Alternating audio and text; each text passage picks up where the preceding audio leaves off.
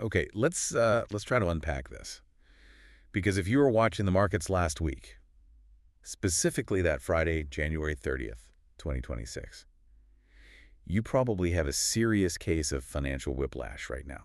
Whiplash might actually be the understatement of the year. It really might be. I Uh, mean, we are talking about one of those, dramatic single-day declines we've seen in decades. oh, absolutely. It felt like the floor didn't just drop out. It felt like the entire building collapsed. I was just staring at my screen thinking, is this a glitch? Is the data feed broken? It certainly looked that way on the charts, but you have to contextualize that feeling. I mean, just days before this crash, we were, practically popping champagne corks. We really were. Gold and silver were sitting at unprecedented historic highs. The sentiment was just euphoric. And then, boom, a complete cliff dive. Yeah. So the mission for this deep dive is, well, it's pretty simple, but the implications are just massive. Mm-hmm. We're wrestling with one big question. Yeah. Was that crash the popping of a massive bubble? Mm-hmm.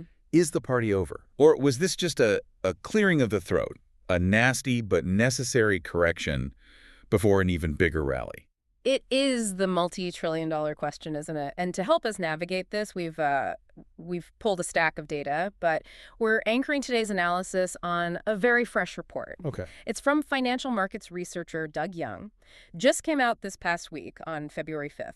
It's titled Precious Metals Correction, Bull Market Still Alive. And spoiler alert, Yeah. the numbers in this report are absolutely jaw-dropping. Yeah. But before we get into the analysis, I just have to sit with the shock of those numbers for a second. Of course. It's just hard to process how fast it all turned. It is. And it's so important to acknowledge the emotional toll of volatility like that. When you see that much red on the screen, your reptilian brain just takes over. Dreams run. It screams run. Exactly. But our job here today is to shut that part of the brain off and look at value versus price. We need to dissect the anatomy of the crash before we can even begin to understand if it's fatal. Right. So let's look at the damage. Let's start with gold. It had been on this incredible run leading up to late January.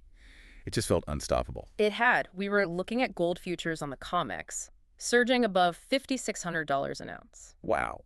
I mean, just pause and think about that level compared to where we were just a few years ago. That was a truly historic peak. 5,600. That is a staggering number. And then on January 30th. It dropped more than 12% in a single trading session. Which for gold is practically a statistical impossibility. Usually, gold moves like a cruise ship, slow, steady, hard to turn. Right. This was a speedboat making a U-turn at full throttle. Perfect analogy. And now we've seen it stabilize a bit, in that $5,000 to $5,500 range. But that 12% drop, it rattled a lot of cages. It wiped out weeks of gains in hours. In hours. But if gold was a U-turn, silver was, I don't even know what to call it. A plane crash? Silver is always the wild child. It never does anything halfway. The wild child. Let's look at the silver stats because they are honestly hard to believe. They are extreme. So leading up to the crash, silver had climbed over $120 an ounce. Again, historic territory. 120. But on that Friday, January 30th, silver didn't just drop. It collapsed. It fell 31%. 31% in one day. That sounds like a penny stock, not a global monetary asset. I didn't know. A third of its value gone before lunch? It was the steepest one-day drop for silver since 1980. And that is some significant context. Since 1980, that's nearly half a century. Okay, we need to pause here and explain this. Why does silver do this? Why does it crash so much harder than gold? Is it just that it's cheaper? It's not just the price point, no. It really comes down to a financial concept called beta. Okay, beta. Let's unpack that. We hear that term a lot, but what does it actually mean in this context? So think of beta as a measure of sensitivity or amplification. Silver has a much, much smaller market size compared to gold. A smaller swimming pool. A much smaller swimming pool.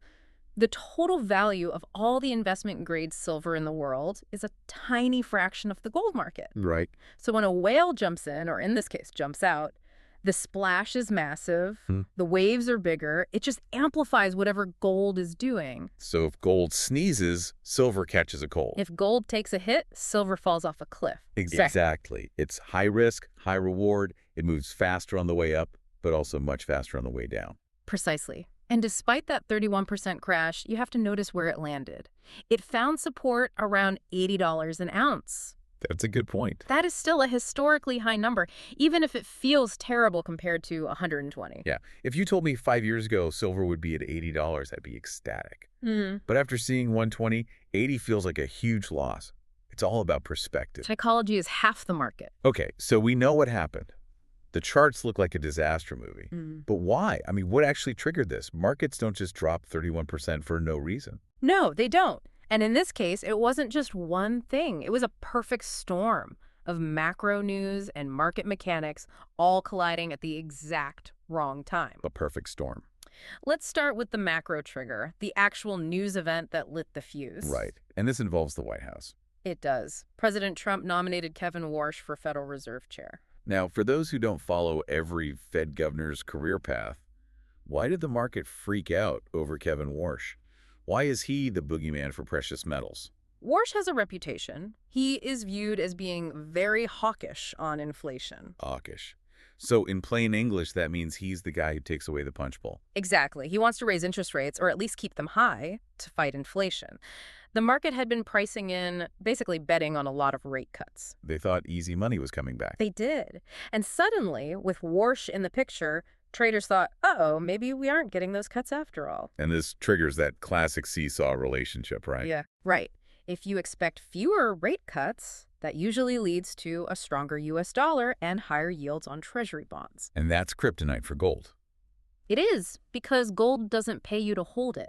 It's the concept of opportunity cost. Right. No dividend, no interest. None. So if I can suddenly get a much higher yield from a safe Treasury bond because Warsh is in charge, the cost of holding that non-yielding gold goes up. So traders saw the nomination, saw the yield spike, and they just hit the sell button. They hit it hard. Okay, I get the news trigger. The logic makes sense. Mm. But a 31% drop in silver in one day, that feels like more than just a logical reaction to a nomination. It is. It feels like something broke in the system. You're absolutely right. The news was the match, but the market plumbing was the gasoline. Ah. This brings us to the technical trigger, which is arguably more important for understanding the sheer severity of the crash. The mechanics of the crash. Mm. So how do we get from a news headline to a 31% wipeout? We have to talk about leverage, and specifically the futures market. Leading up to that peak of 5,600 for gold and 120 for silver, the market was just incredibly overcrowded. FOMO on steroids. Completely. Everyone was on one side of the boat, and many of them weren't buying with cash. They were buying with borrowed money. They were leveraged up to their eyeballs. And that works great until it doesn't. Right. So the price starts to dip because of the Warsh news. Then the CME, the exchange where these contracts are traded, stepped in. What did they do? They raised margin requirements. Can you explain that for someone who might not trade futures? What does a margin requirement hike actually do to a trader? Sure. Imagine you bought a house with a mortgage. You put 10% down. Suddenly, the bank calls you and says the value of your house is dropping and we think it's risky.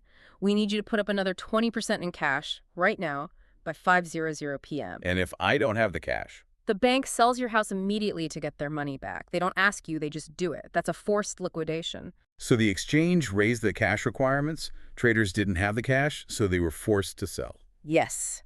And here's the cascade effect. When trader A is forced to sell, it drives the price down further. Which then triggers the margin call for trader B. Exactly, forcing them to sell, which drives the price down for trader C. It becomes a domino effect, a mechanical selling loop. A vicious cycle. It feeds on itself. And here's where it gets really interesting. Look at the timing. January 30th? It was a Friday. A Friday at the end of the month. The weekend liquidity gap. That's it.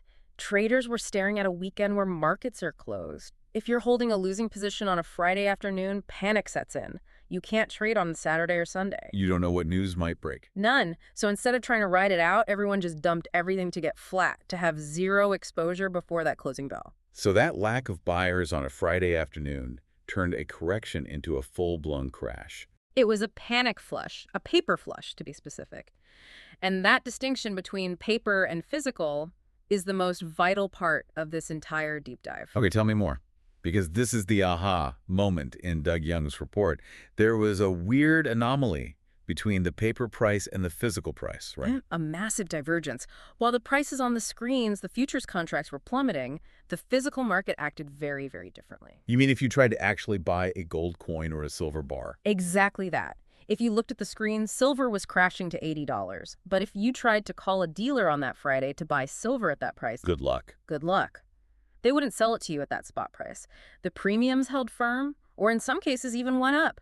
The all-in price for physical metal didn't drop anywhere near as much. So the paper market said silver is worthless, but the physical market said, no, we still want this. Correct.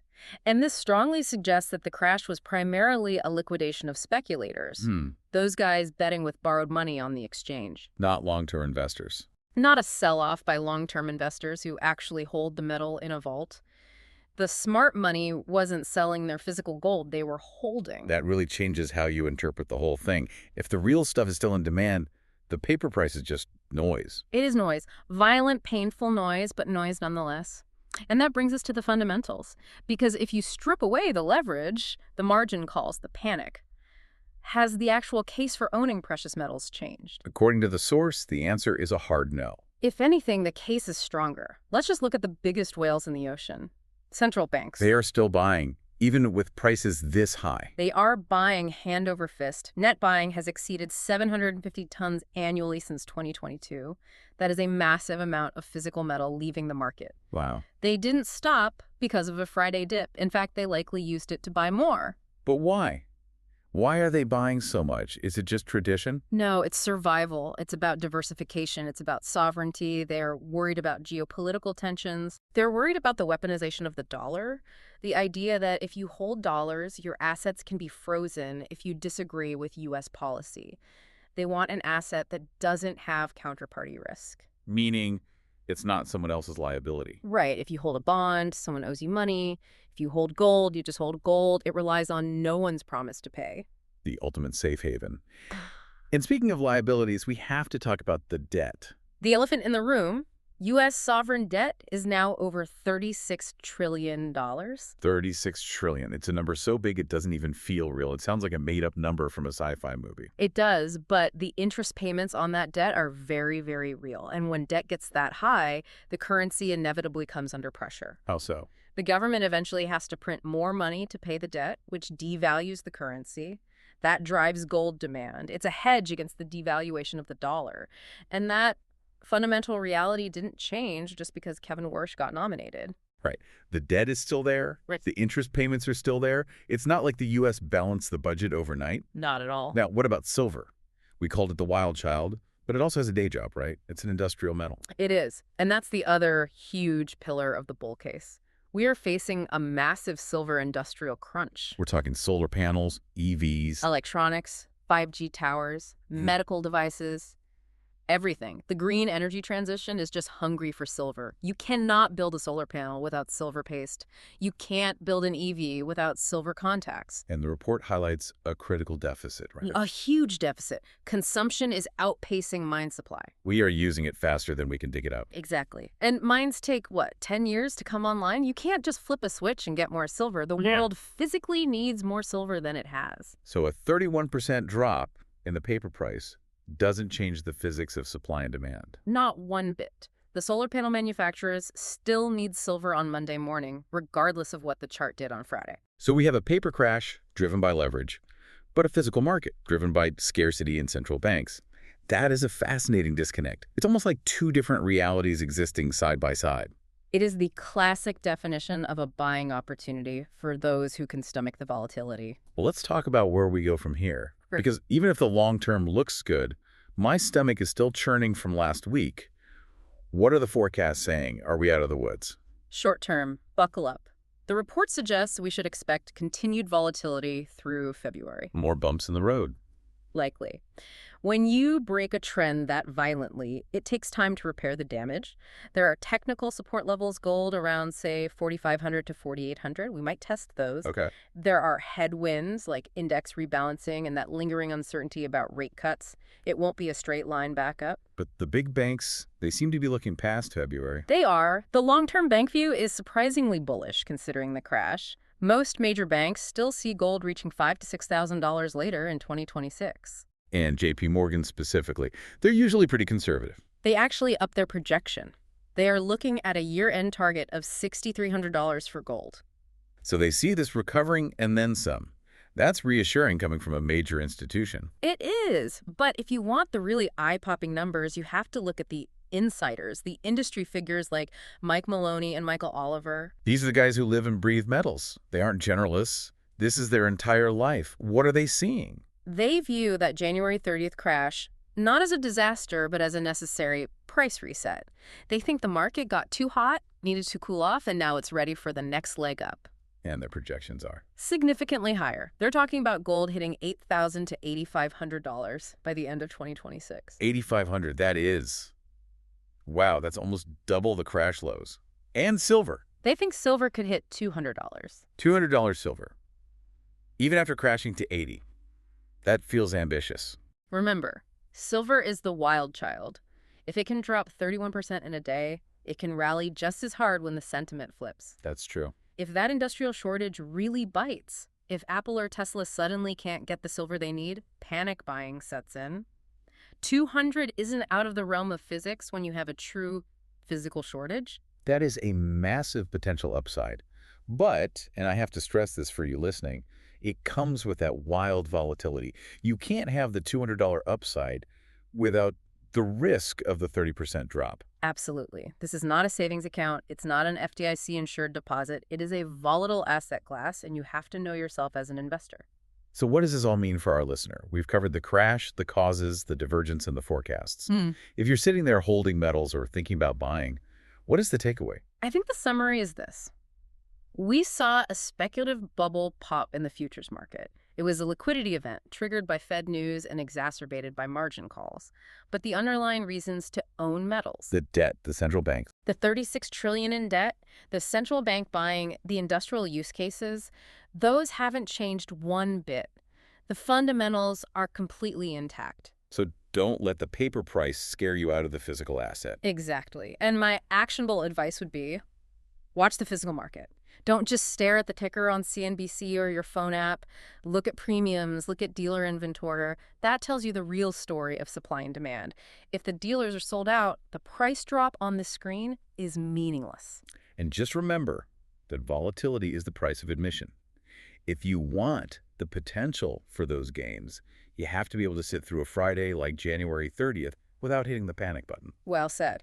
Emotional discipline is the most valuable asset of all. If you panic sell at the bottom, you lock in the loss. If you understand the fundamentals, you can view the drop as a discount. Before we sign off, I just want to leave you with one final thought. We talked about the central banks. They've been buying gold at record paces, 750 tons a year. They aren't slowing down. They are the biggest buyers in the room, period. So here's the provocative thought.